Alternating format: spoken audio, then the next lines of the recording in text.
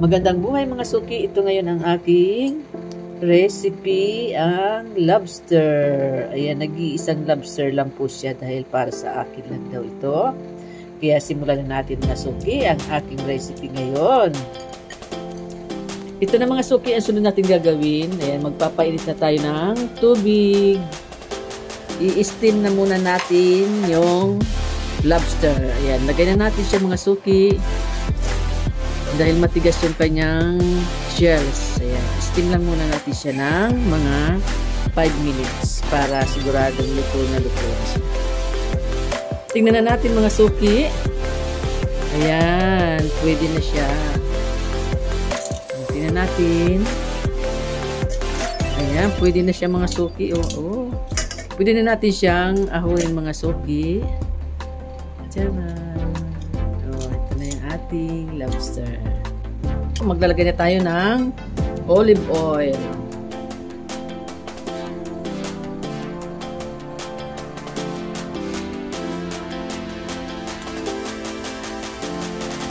Lagay na natin yung ating white onion.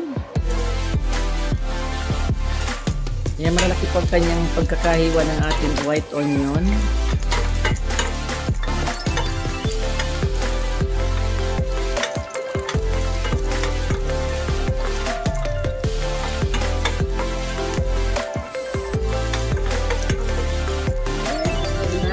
Ang ating bell pepper.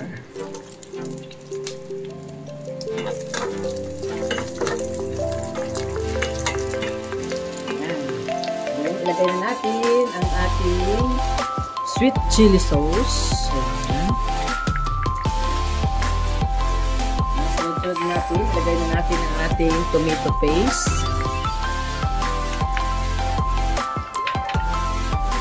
Soy sauce. Ayan, maglalagay din tayo mga suki ng crab paste.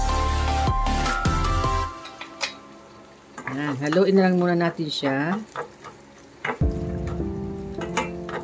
Ayan. Oh, sarap na agad oh. Ayan, maglalagay tayo ng black pepper.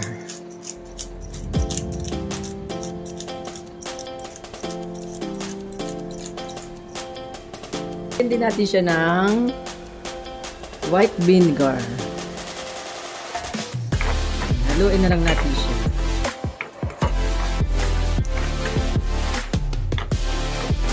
Ayan, ang bango.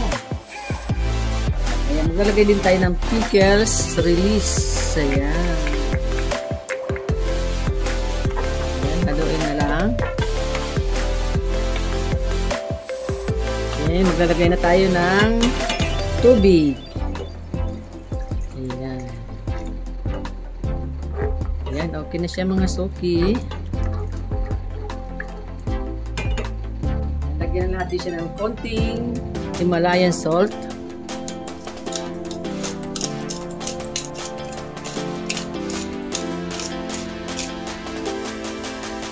Ayan, maglalagay na tayo mga suki ng konting sugar. Ayan, perfect na. Palalaputin na lang natin siya mga suki. Ayan, medyo malapot na siya mga suki. Pwede na natin ilagay yung ating nag-iisang lobster. Ayan. Ayan, tuwid natin siya. Ayan.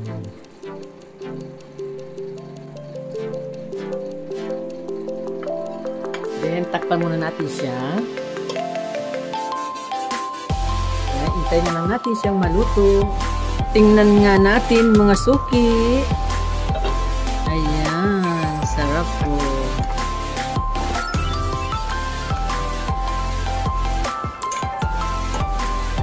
Oh. Ayan.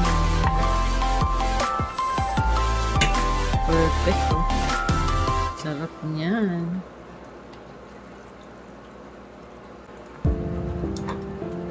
Takpan ulit natin. Tingnan na natin mga suki kung luto na. Ayan, perfect na. Oh. Yung lakot na oh. Wow, sarap. Ayan, luto na siya mga suki. Off na natin yung ating burner. Sarap. Ayan, awalin na natin.